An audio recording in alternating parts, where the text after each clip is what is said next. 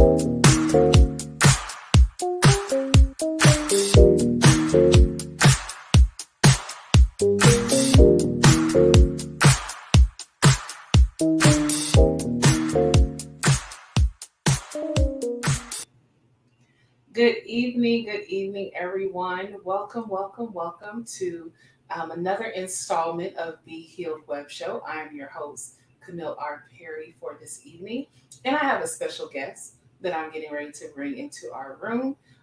His name is Armand Eutsey. So let's welcome him. You all can do a virtual clap as he comes in. Let's add him to here.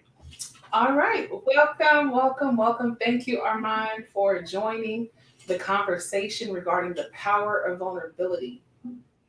Thank you. It's an honor to be on your Be Healed. It's an honor to be on your show, Camille. I appreciate your presence. So I'm sure you got a chance to catch a couple of these episodes. So, this is just a conversation that we're going to have, but we're allowing others to kind of weigh in and share. But the whole purpose regarding the power of vulnerability, especially for those that are just tuning in for the first time, we've had 2 weeks already where we talked to different gentlemen regarding what does vulnerability look like, and from a man's perspective, is often just associated that women are more vulnerable, that women are more talkative and more expressive, but in the reality, we all have our quirks and different things. So Chucky talked, I'm not sure if you got a chance to see his broadcast, but he talked from being not only divorced, but widowed, and what that widow experience was like. And then my godbrother, Brian Doster, came on as a clinician, as a mental health therapist, and from a man's perspective, what the power of therapy with faith can do. So as we're talking with you, and I know you and I had talked about growing pains, let's kind of see where you fit in regarding this conversation of power of vulnerability. So kind of tell us about you, who you are. If I can describe myself or summarize myself, I think I'm a brother, a son, an uncle. I am a divorcee.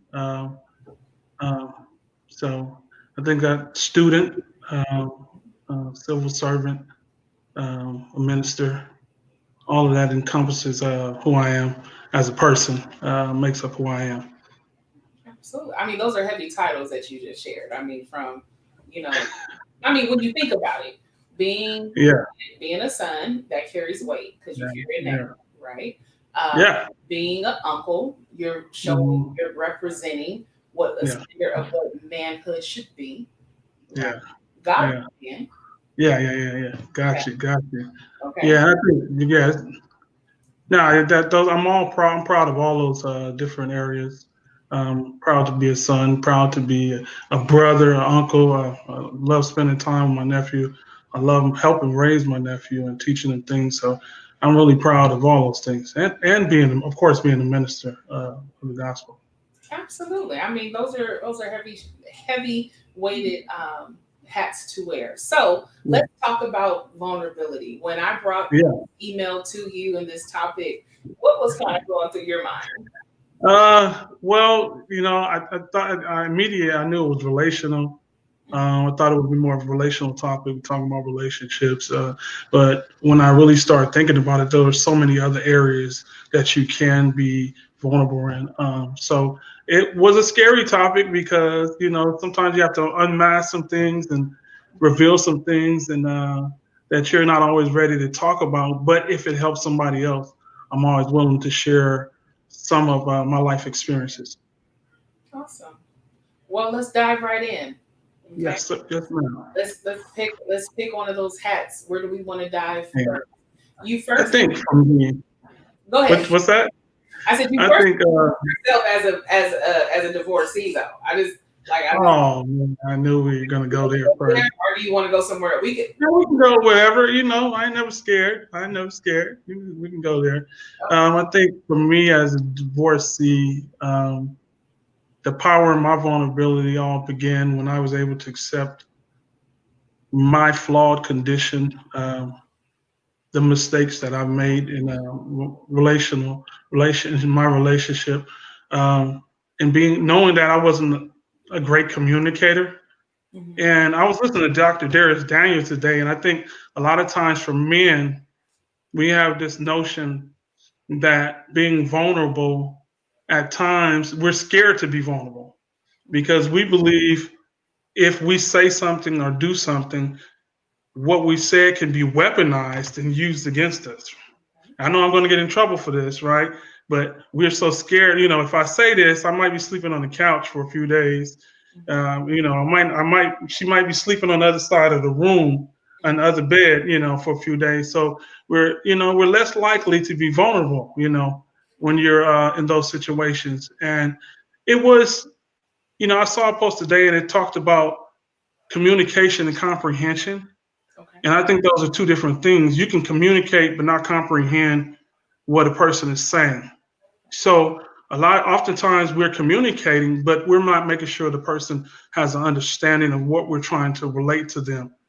And if we shut down, which I was the person that oftentimes just shut down, and I wasn't trying to hear it, like most men, one thing about men, I don't care if somebody told me this the other day, they said, I don't care how old he is, a boy, no one likes to be nagged, right? No one likes to be, told the same thing over and over again. Look at you making that face. Why are you making that face? I'm listening. Anyway, no one likes to be nagged, right? So if we feel like, watch what I said, feel like we're being nagged, we tend to shut down. But back to the weaponization of our vulnerability, sometimes people use what you have disclosed to them as a weapon to attack your character or attack you later on. If you have exchange or maybe an argument or something is used as a tool. So men are less likely to be vulnerable again. Now, when I was growing up, for the most part, we had these images of men like Clint Eastwood, all these tall, quiet, men, these characters, John Wayne, and these men that were silent but strong individuals, that we wanted to emulate and be like. For the most part, even in the hood, because I'm from the hood, we had these characters that represented the hood, that didn't say much, for the most part, but they were strong, and we were taught to be strong men and not be, for lack of a better word, sensitive. Because sometimes being sensitive can be some women think it's negative, right? Camille, what do you think about that? Some women think being sensitive can be negative. I don't think that though. Why is that? For me. So Yeah. if because you're not a robot. Mm-hmm. You're not immutable. You're not inanimate. You have a pulse, and with the Mm-hmm. pulse comes a heartbeat. With a heartbeat comes nerves and synapses, and So I would hope that emotion and emoting and being demonstrative would Mm-hmm. be something that someone would do. So whether it is through conversation, through action, whatever it might be, I would hope that sensitivity would be there. For example, Mm-hmm. um, vehicles, historically speaking, the patriarchy dynamic of men in their vehicles or their man caves, right? Yeah. If something was misplaced or vandalized, that there's a hurt. I remember when our car, as a little girl, our car got stolen while we were in church. We were in church, having In church, time in the Los Angeles, Lord. Lord's house, and somebody decided to take my dad's white Cadillac because they wanted it. Now, Yeah. Yeah. Cried because there was a king size Snicker bar that my father had got me before we had left to go to the 3:30 service that I didn't eat. Yeah. I was just devastated over that. But I also Right. that was my dad's vehicle. So Yeah. Yeah. him enraged, to see him upset, to see him frustrated, to feel vandalized, I needed to see, because that's an emotion, Hmm. and when we've lost, my dad's lost both his parents and his brother. When Hmm. I saw my father in that place of vulnerability, love, I miss my mother, Yeah. father's gone, his role model, his brother was gone. I needed to see that, because I needed to know that my father, as strong as he is, his tears, his pain is just as real. So sensitivity for me is not a negative at all. Okay, I understand, and I think that vulnerability is important for people to see that you're human, right? Mhm. Just for they can see that you have emotions, and dads and fathers and brothers and uncles, they feel the same way that any human being feel. And a lot of times we hide our emotions. I can speak for myself. We hide our emotions because that's what we're taught to do. And we're taught to be strong, to be courageous. You don't show your emotions. You got to be strong for your family. You got to be strong for your loved ones. And it was times where I wanted to cry and couldn't cry. And for the most part, when my brother passed, he was shot 33 times in the streets of Compton, and I never cried, and I never cried at all. And it was so hurting, but I wanted to seek out revenge in his death. So I couldn't cry because my first instinct was to seek out revenge in his death, and how can I retaliate, for taking my brother's life, and it was my younger brother. So, which I felt like I've always had to protect him in some type of way. So that's my immediate emotion was to protect him or find a way to avenge his death. Yeah. So when it actually sunk in that he was gone, when it actually sunk, I still didn't cry, and someone brought to my attention, a friend of mine actually brought to my attention, like, hey, I haven't seen you cry. I haven't seen you weep. At the funeral, you didn't show any emotions. You just sat there. And, what I had in was a lot of pent up anger, a lot of frustration and things that I didn't understand because here it is growing up in the city of Compton. We survived some of the roughest times in that city, when gangbanging and drive-by shooters were at its highest, only to see him, killed in the streets at 30 years old, gunned down. And we all know there's rules to the streets, and you don't be out past a certain time. But to get that phone call that your brother was gunned down 33 times, shot 33 times, and the retaliation, something that he wasn't involved in, was really hurtful and painful. And it took me years to process that and understand it. I was mad at God, honestly, mad at God for some time because I didn't really understand why would he take him so young, why he had to go. So I was mad at God. So, but it took somebody reaching out to me, and it took somebody saying, "Hey, you need to heal. You need to cry. You need to express your anger. You need to express your pain. You need to seek counseling if necessary." And that was the first time in my life I said, you know what, to a person like, "Hey, I'm weak." I was vulnerable to that person. Say, you know what, you're right. This is painful. This is hurtful. And a lot of times, we're always taught in the church, you don't ask questions to God. You don't express your anger to God. You don't say this and that. Hey, look, I was straight up. I was mad. I was upset. I need answers. Um, and then we had that year we had back to back deaths in my family, and it was really hurtful and painful time for me. And I never forget, just going and just waking up at 3 o'clock in the morning screaming at the top of my lungs, just in pain. So, That level, that person coming to me, sometimes that's all it takes, right?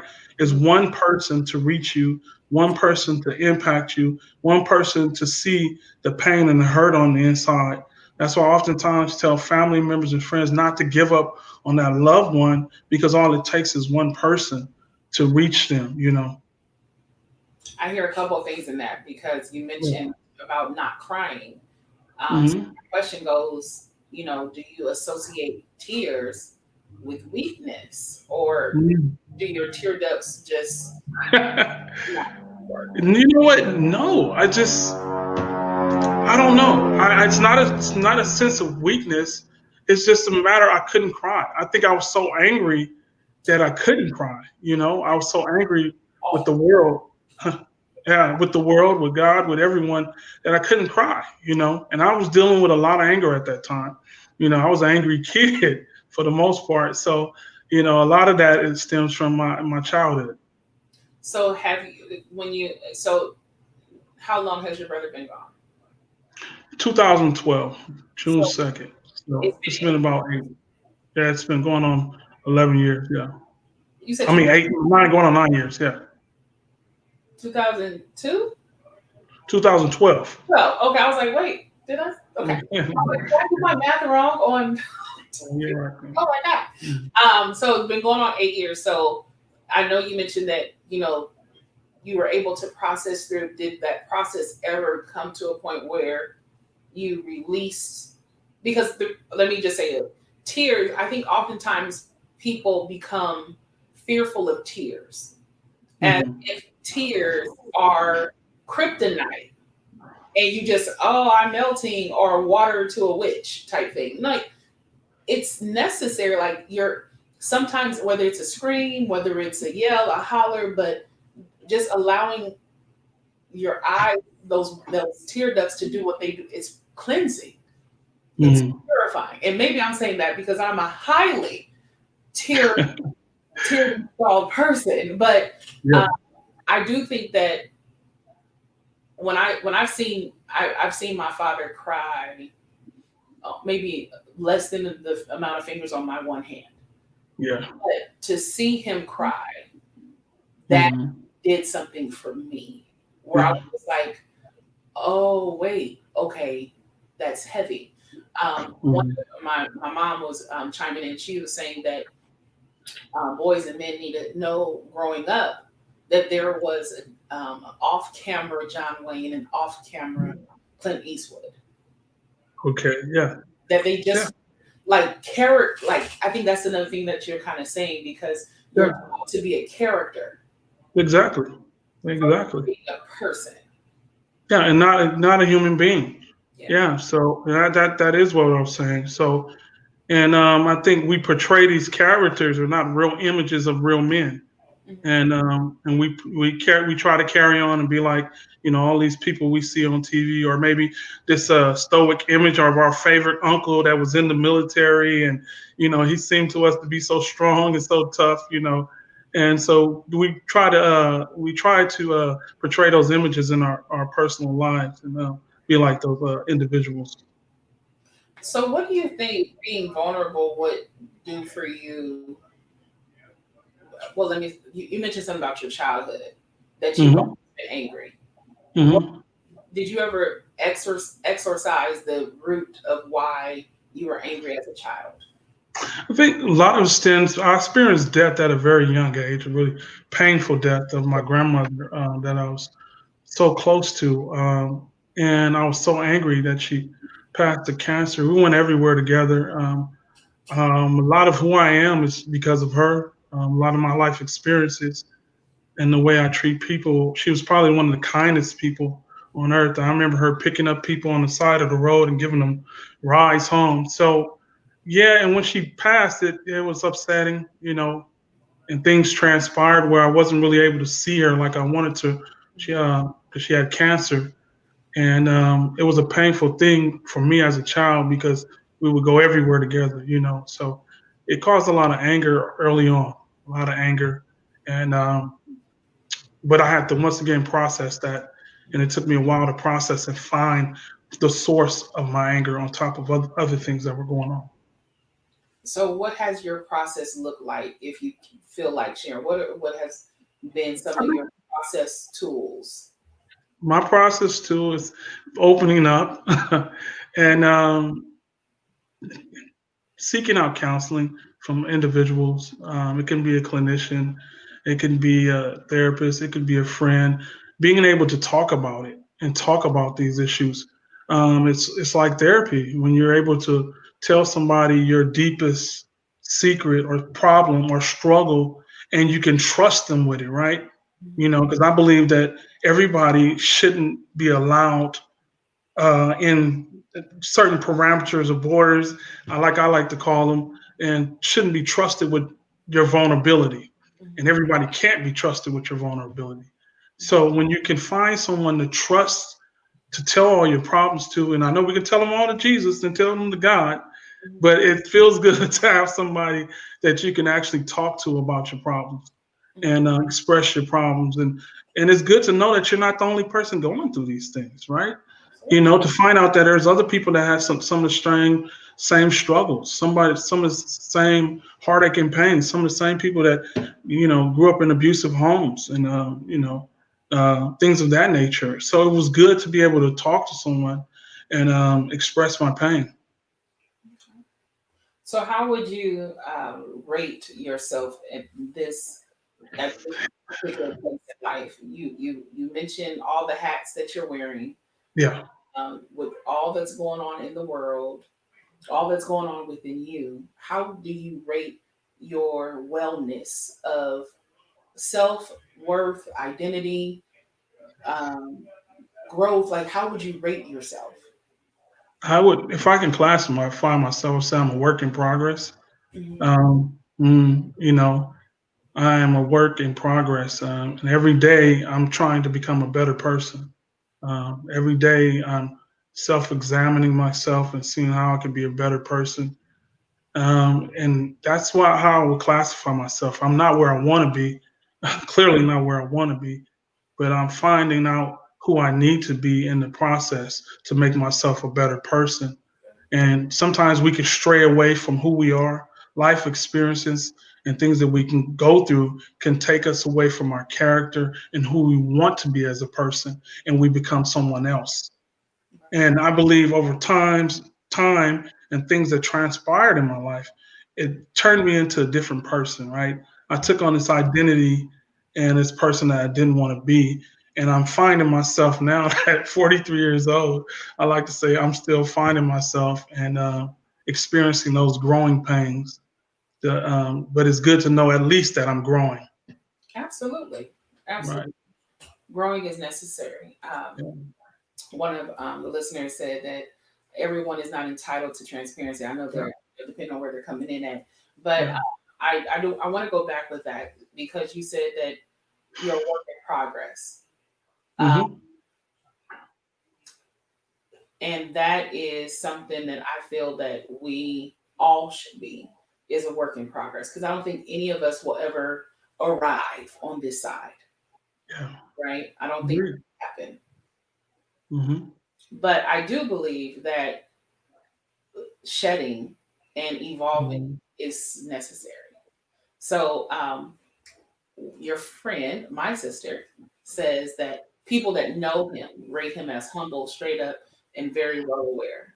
So you see that the Grinch and nothing else has been mentioned.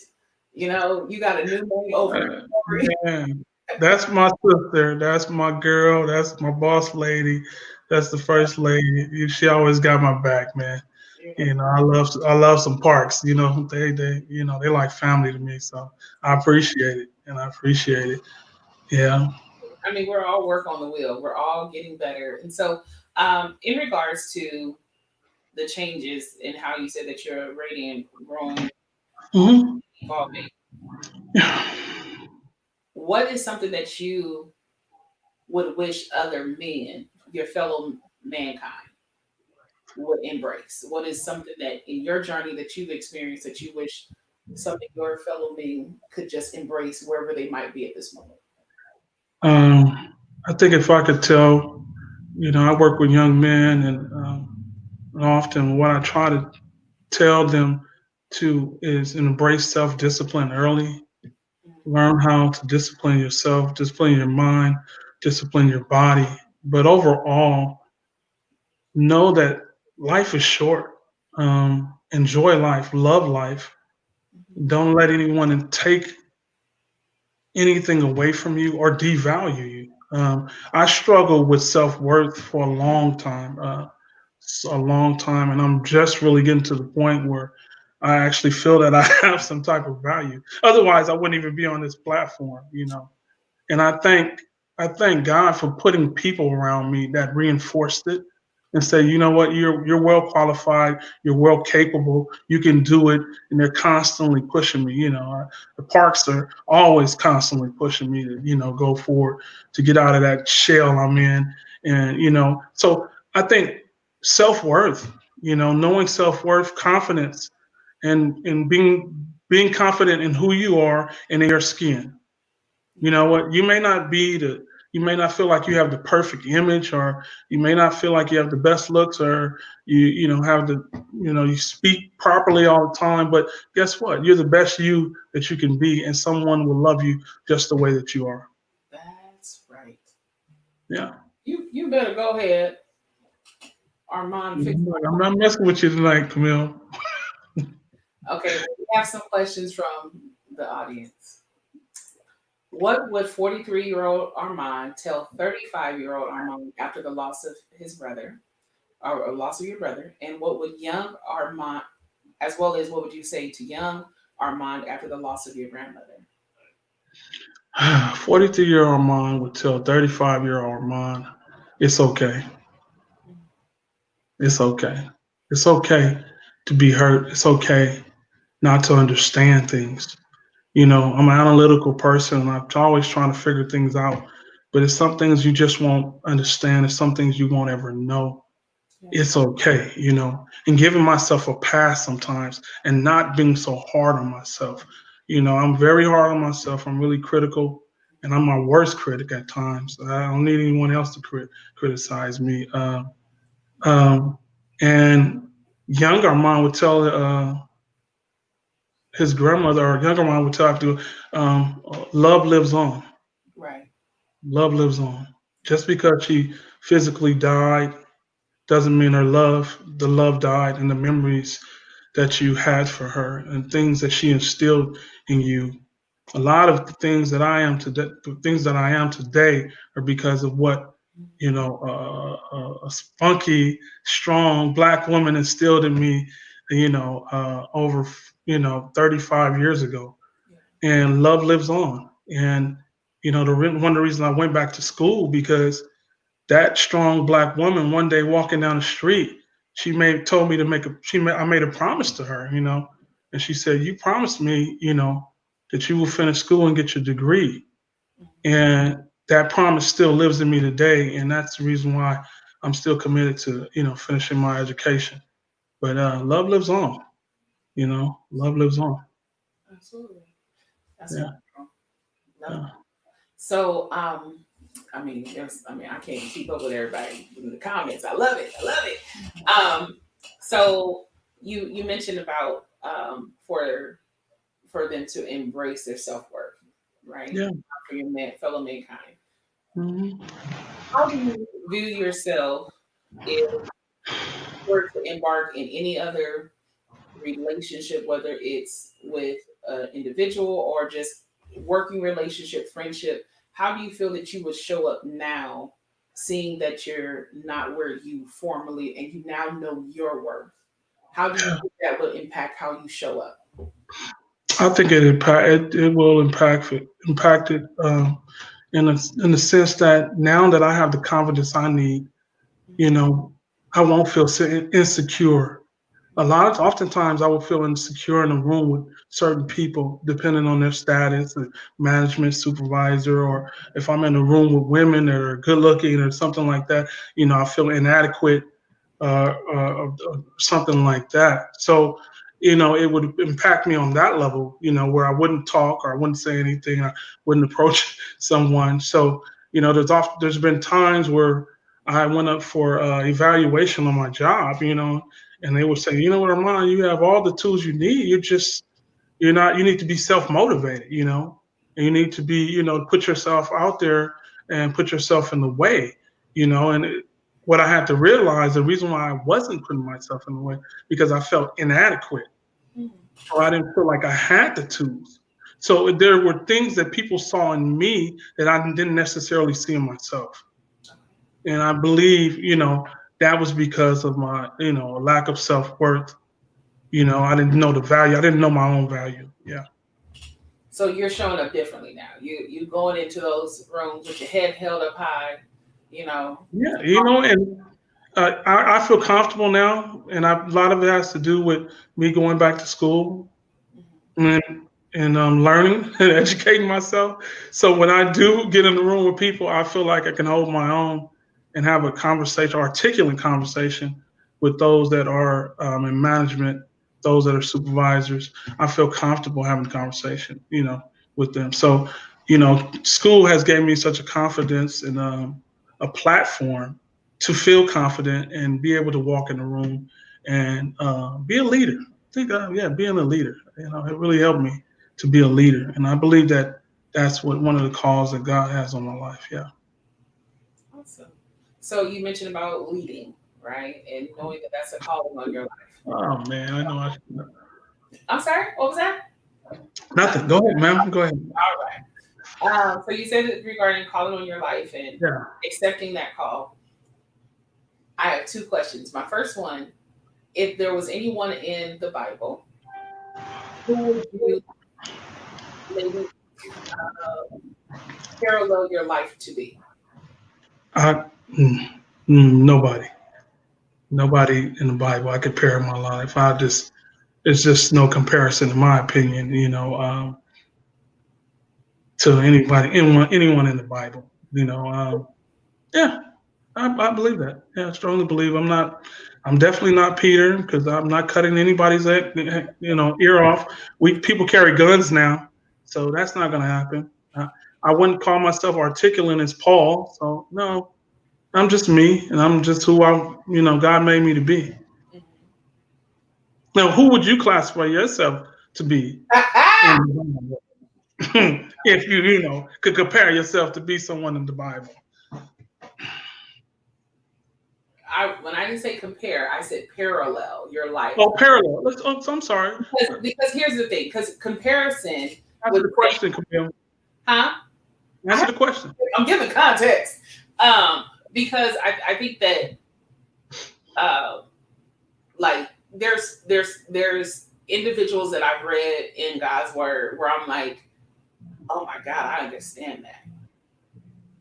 I understand, even though I'm very much 100% natural born woman, I understand what happened to Samson with my whole heart. I understand him falling, literally operating outside what he should have. He knew that there was a calling on his life. He knew that there was greater for him, but yet kind of squandering it, not kind of, but squandering it. And knowing that, and so you're trying to continue to move and be like everybody else, but you lay your head in the wrong lap. You involve yourself with the wrong person, or the wrong people, and it impacts. Okay, I love this. My sister said, well, maybe Samson just wanted to be normal or feel normal, a right. sense of normal. But see, that's why I can identify with that because I You would post that. was like, oh, let me find. I'm like, Nick, I agree with you. Not the interviewer. Thank you, Nick. Couldn't say that better myself. But I think that there's so many men and women in the Bible where I've read their stories and I'm like, I get it. Yeah. Not feeling seen, Mm-hmm. not feeling valued, feeling, it's so much.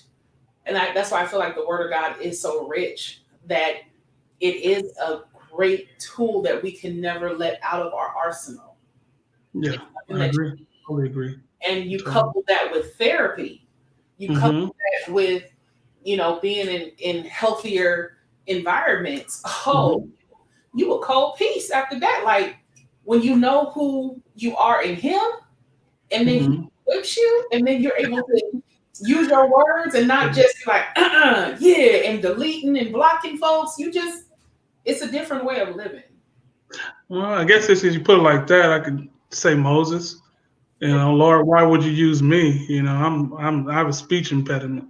I'm a flawed individual. Lord, why use me, Lord? You know, so I think if there is a parallel, I would say probably to Moses, right? You know, why use me because I'm flawed and but the crazy thing is God continues to use flawed people to do a Yeah. flawless work. Yeah, so that's amazing. Yeah. Moses had a temper too. No, Are you suggesting I have a temper? I'm just saying because you said you had an anger. Remember you said, remember Yeah, earlier? I did. Yeah, I was suspended 3 times in 1 year. Yeah, so yeah, I did have anger problem. But okay, so let me go to the comments because there's so much in here. I just want to let you know, folks is really picking up what you're putting down. We see you, Chelsea and Crystal and Tamika. They love the quote, "Love lives on." Tamika even called you a black Sidney Portier, but I think That's Tamika is someone that I grew up with, and that comment is directly related to my grandmother. Um, and that's what my grandmother would call me. You know, when I was younger, I had a little afro, and she would always call me her Black Sydney Poitier. I appreciate it, Tamika. Thanks a lot. oh, beautiful. And so different ones are commenting about love lives on, and there's a long hashtag here, but I believe it says recognize you have something to say and assert yourself. That's yes. So she's Yes, letting ma'am. Yes, ma'am. Sandra Perry. make sure you do that. Here's a question that we have. Uh, Yeah. now that you know your value, how does this influence the type of woman you wait you are or will pursue? Are You you? say you are, you will I'm pursue, like, right? this is what was happening? Okay, I think that was for you. Go ahead. Go ahead, Camille. the woman that I am, it has Mhm. definitely influenced me for the greater. Mhm. Your turn. Wow, that was a direct answer. Um, I think it wow, caught me off guard. I wasn't expecting that. I think it gives me a little more confidence. I think now at this stage of my life, I know what I want and don't want. Right, I'm 43, so I should know what I don't want and don't want. I made enough mistakes for a lifetime, and so it gives me more confidence in being able to talk to someone, not feeling like I'm inadequate because I might not feel like I look a certain way, or I'm not the prototypical male. I'm not 6'1" with a six pack and all those great things that women like. Master's degree and six figures and all of that. But just being comfortable with who I am, and if someone likes it, and I'm pretty sure someone one day. Will like it, um, and be able to move forward. Absolutely. Hope I answered her question. She has a lot of questions. Nicole, yeah. Yes. Let's. Crystal wanted to say that, but Moses led the people, and Armand is a leader, and reminding you that you're yet in the active tense, that you're not past tense. Moses led, but you are leading. Um, Yes. and then Tamika is letting us know that as Moses was a great man and changed the world, just as you are and will do. So, give us some encouragement. Here's one of the things that I think that I have learned Mm-hmm. my journey. Mm-hmm. I learned it from my mother. Yeah. My mother never emasculated my father. Mm-hmm. Still to this day, my parents are they're perfectly matched by God for them. Like I could never see my parents with anyone else because one, I would not respect anyone else, just for the record. But my dad fits my mom and my mom fits my dad. And they both have strong personalities, but she has such a gentleness that she Mm-hmm. speaks to my father in. Yeah. And when she has to be a little stern on something, it's still in grace and love. One of the things that Chucky said, because I'm going somewhere with this, one thing that Chucky mentioned was um, that when I asked him what would you admonish women to do for men in this season, like, where we're trying to embrace vulnerability and have the conversation, the discussion, he said for us as women to respond in grace. That Mm-hmm. that man decides to finally open up and emote and share, not to look like, oh, so now you want to talk? Oh, where was you at? Like, not in that accusatory way, but in Yeah. grace, right? Right. Yeah. Um, how do you see how do you see I would say the opposite sex as a whole when it comes down to vulnerability from a woman's perspective, and like how do you, like, when you mentioned about not wanting it to be weaponized earlier, Mm-hmm. how do you see that from a woman's perspective with her wanting to be vulnerable and what that might look like? How does that, those two happen where emasculating and hurt feelings do not become the norm? Well, first of all, I like to say that, growing up, my mom, in spite of all that she went through in a relationship, she never emasculated her husband. In spite of the abuse and things of that nature that she experienced, she never emasculated. And there were times where I felt like, what, this dude ain't worth it. Why are you still treating him like he's, head of this house, and why are you treating him like a king and still bringing him meals and stuff, But I never saw that from my mom, never saw, the dishonor, and I think it had a lot to do with the strong father that she had in her life, and the strong father figure that raised her and taught her how to be a wife, and the her aunties and all those around her. But in regards to women and vulnerability, uh, that's a tough subject. I'm gonna get in trouble right here. And I think no, we're going there. We're going there now. We're deep water. So I believe women are vulnerable to a certain extent. And I say this because I think sometimes my personal opinion, ladies, okay, before y'all get thrown arrows, y'all are vulnerable to a certain extent, and I think you have a motive behind your vulnerability sometimes. And you're trying to figure out something and extract something from it. And men, if we've been with a woman long enough, we know, hey, she may be flying around this airport, but she's trying to get to a destination. And I wish you just get to the destination. Under the cloak of being vulnerable, I'm sharing my heart with you right now. Oh, I'm really sharing. I wish you would just express yourself. Okay, what do you really want to know? Oh, you like that one? What do you really want to know? Let's just be clear. Let's be direct. And that's where we're parallel, right? Men, we want to be direct. Women, you want to talk about it. You want to think it out. But the problem with most men, we're like, okay, what's her motive behind what she's doing? What's her motive behind what she's saying? So what am I going to do? I'm going to posture myself in a defensive posture because I'm questioning your motive behind what you're doing because I've been with you long enough to know that there's a motive behind this. Okay, so fellas, I'm gonna need y'all to weigh in on this. I see a lot of my ladies, are chiming, but before I post any comments, I would like for a fella, if a fella is listening, Lord Jesus, Gary, please help. Send help. somebody. Anybody. But okay, so you're saying, I'm gonna ask you this. One thing before I ask anything else. Are you referring from your place of hurt in your past? No, it's not even a place of hurt because when you're in a relationship, I think you learn each other and you learn, and that's the nuances, right? We spend enough time to know each other, dislikes and what they like. We know what buttons to push.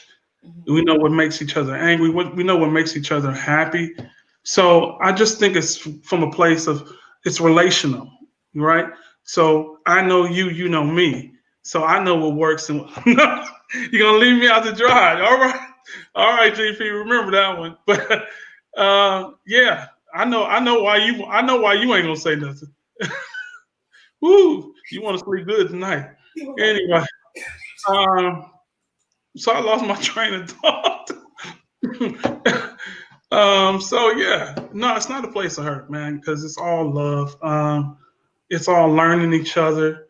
It takes 100% from each person for a relationship to work. It's not 50-50. It takes 100%. And I have to give my all to be with you, and you're going to have to give your all to be with me. So, there's going to be some rough days, there's going to be some tough days, and there's going to be times where we're mad at each other, but it's all a part of the process. It's all relational.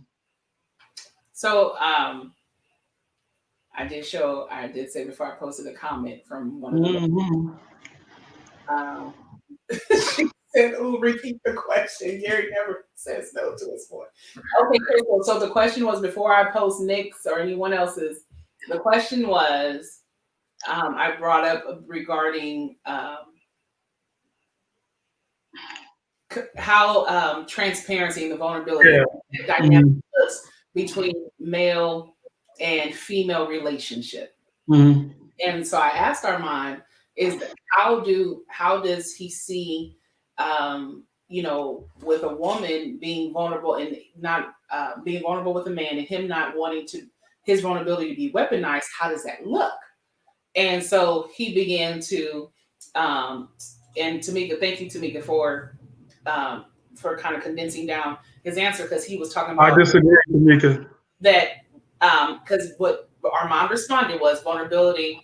That sometimes we as women have a motive. We're vulnerable to a certain extent. That, but Tamika, I like what you're saying, that sometimes finding a way to communicate. I definitely agree with that. We have some comments. We have another male. Let's do communication and comprehension is two different things. Okay. So my father is saying, yes, sir. Yes, sir. A couple of transparent and vulnerable, it becomes a chess game with no winner. Yes, sir. You are. That's it. Okay. So Nick said, he said women are vulnerable with a motive. Yes, that is what he said. No, sometimes. I didn't say all the time. Disclaimer. Sometimes. Okay. I've just got to post GPs because he asked. He said, GP, help me. And Gary replied with, nah, doc. I remember that, Gary. It's okay. But oh man. Well, Crystal's coming in and she's saying that some women are vulnerable with a motive. That's not incorrect, depending on the woman. So here's what we're going to do. My follow-up question for everyone that might have just tuned in and came back from putting their food in the oven is I asked, was he speaking from a hurt place? Yeah, he did. Speaking from a place of pain, because oftentimes our outlook is viewed through the lens of pain. Yeah. Okay. And it can, and also can be represented by our bias, but it's also part of relational intelligence. When you've been in a relationship for a while, you have an intelligence that comes from that relationship. So yes, it can come from our bias, and it can be associated with our pain. I agree with that too, but it's also a part of relational intelligence. Yeah. I mean, okay. So when I think of having that EIQ, as some call it, relational, all the different names that different scientists and the philosophers are putting together, I believe that, going back to a statement my parents taught me growing up, what comes from the heart goes to the heart.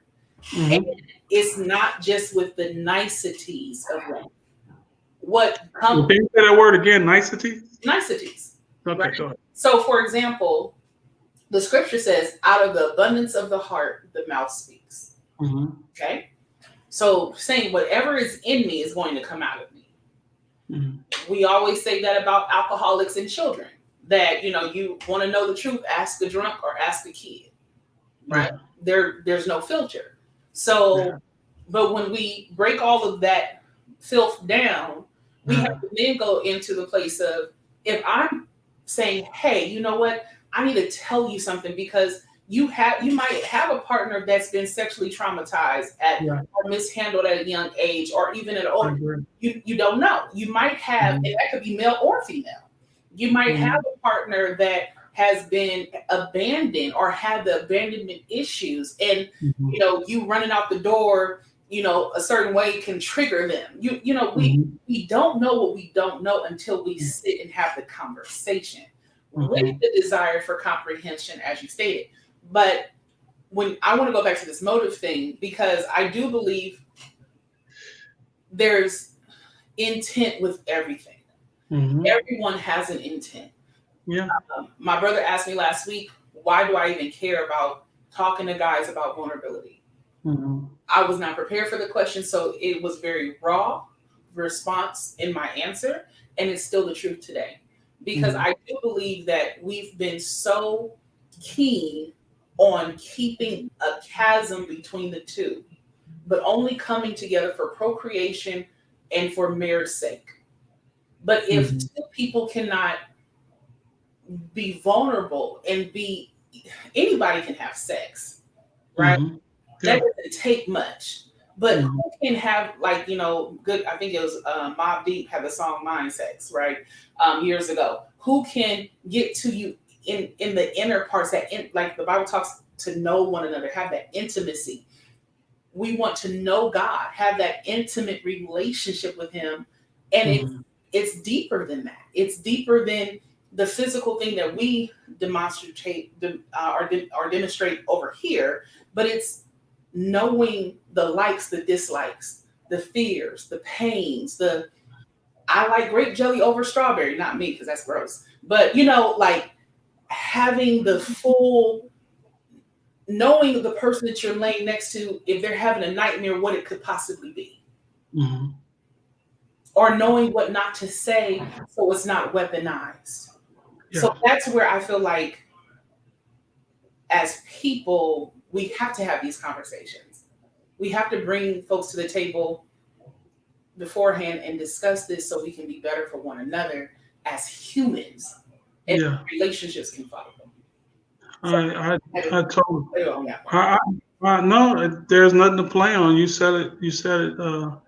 I totally agree with you, and I believe those conversations need to start um, in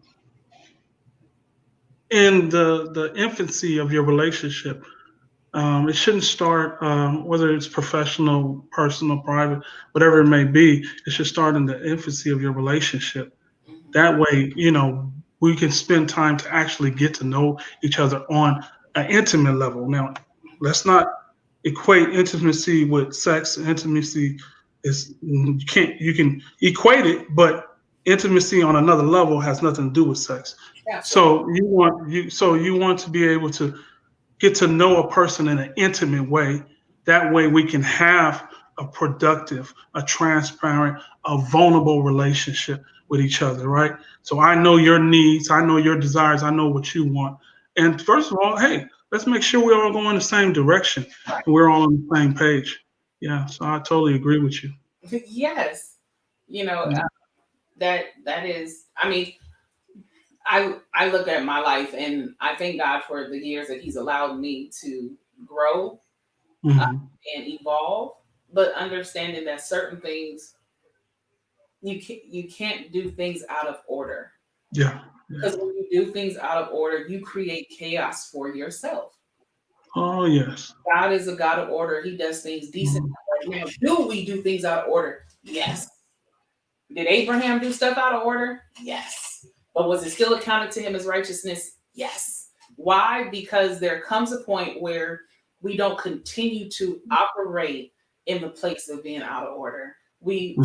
submit ourselves. And so, um, okay, let's go here for a second. Recent divorcee, right? Divorcee. Mhm. What would you tell a man who's been married, let's just say between that 15, 20 plus year mark, who has not opened up to his wife, who has not embraced, transparency and that vulnerability? What would you say to him if he might be listening tonight? Be submissive. Talk about that. I think the male role, we don't talk about males being submissive because of what we've been taught from a religious perspective, and sometimes that is misinterpreted. Scriptures is misinterpreted, but sometimes, well, oftentimes, your wife knows best, Mm, and she does see things and know things that you don't see. Sometimes we're moving so fast, we're trying to make things happen, and your wife see things that you may not see. You may see roadblocks ahead or traps ahead, or there might see some things going on in a relationship that could be toxic, right? And sometimes as men, we can downplay those things that are transpiring in the relationship that are toxic, right? Oh, it's no big deal. Oh, it's this or it's just that. We'll get over it. But down the line or further along in the relationship, it impacts our relationship on some level or the other. Yeah. So I would be, if I could go and if I could tell some man that's married right now, be submissive to your wife. Mhm. Stop requiring for her to be submissive to you. But you know what? Know when you're wrong and admit when you're wrong, because you're not always right. And women are spiritual beings, and I'm telling you, your wife will know some things and can tell you some things. I don't know how they know, but they know, and God will reveal it to them. And, because why? Because they're put there to help you, and I strongly believe that a good woman is going to support and help her husband, and a good man is going to support and help his wife. And I had to learn that the hard way. Sadly, I had to learn that the hard way. So be submissive, be caring, be patient, you know, and understand your wife and learn her. And I think it improved the relationship. That's good. Yeah. That's look, listen, that's a great place to end. All right. Oh, shut up.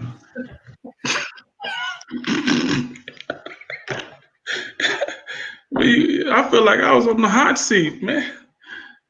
Well, man, this has been an awesome platform. I really appreciate you having me on, Camille, and bringing me out of my box. Yeah. I'm gonna go back into that shell as soon as I'm off the show. But I appreciate it. I Good. Yeah, appreciate it. I appreciate your yes. Mhm. I mean that from the bottom of my heart because it's your yes is bigger than you know. You know, Yeah, for every man that has already agreed and attended the show, and those that are coming, I'm it's mouthfuls. It's mouthfuls for generations to come. I think that we cannot overlook mm, you all as the voice that you need to be. My prayer that I have for men as a whole, and I include you and so many others, that God continues to cover you all. First, keep you safe. I mean, because this the way this world is going. Whew, yeah, definitely keeping yeah, keeping you safe, keeping you encouraged. Because I feel like what the enemy would love to do is dismantle and continue to disrupt family. And yeah, the best way to do that is by attacking the man first. yeah. I mean, I really you go know. ahead. Oh, I'm like, we seen that. I mean, from biblical time even to slavery into where we are now, like the genocide of family has been strong, right? And so Yeah, my prayer is for you men to rise up as men of valor, men who pray, men who seek God continuously, submitting your fears, your inhibitions, and all that to Him, and God equipping us as women, whether we walk in your life as that partner or just as friend or just as fellow co-laborer in the kingdom, that we as women do the right thing by the interaction. Being better, we are all called to be better stewards of what yeah. God has given us. And what God has given us is time. And so, in relationships and making Yeah. sure that we're better stewards. So I appreciate you. God bless you. You go ahead and share whatever you need. I just had to get that off my chest. Well, I know. Well, I mean, I appreciate you. Thank you for the platform once again. And I do believe that the family is under attack. And if we want for sustainable communities, we need sustainable families, and we need to build our families. A lot of what's going on in our communities is because of the attack that is on the family and the family structure. And we need strong men in the family. And I thank you for using this platform to represent Black men in a positive light and not a negative light, and choosing not to tear us down, but to build us up and show that we are human, that we do care about our wives, that we do care about community, and that we do care about our family. So thank you, and I appreciate you and your family, and for allowing me to have this platform, man. Appreciate it. Absolutely. Well, thank you so much for being my guest, everyone. It's been wonderful. We Wait, have. wait. I got one thing to say. I'm sorry. Oh, I want to thank you guys for tuning in to Be Healed. I was your host, Armand, for the day. We want to thank Millie for doing a great job, man. Keep up the good work. Keep supporting her. Keep supporting her endeavors. I believe that God has a call in her life to do great things. You can cash app her. No, I'm just joking. Go ahead. Oh, no, let me know. We'll put her cash up later on for your cash app her. Support her. Now, but she does need, when platforms like this, there's a cost. So let's try to support our people. Let's support our community, and our in general. Let's try to support each other. I love that. Thank you. Appreciate you. That is our time. It was so nice. The comment section is blowing up tonight. I love it. I knew this was going to happen. And so everyone tune in next week for my guest will be Mr. Brandon Weber from the state of Louisiana. He's going to be weighing in. For my Divine Nine folks that tune in every week, he is an alpha man. So I'm expecting to see some D9 represent. I might even put on my Zeta gear. Let folks know how the blue and white get down. So, but anywho, again, it's been great. Armand, appreciate you. Love you, man. One love, man. And I will talk to you all later. Thank you for tuning in to Be Healed Web Show. Be blessed.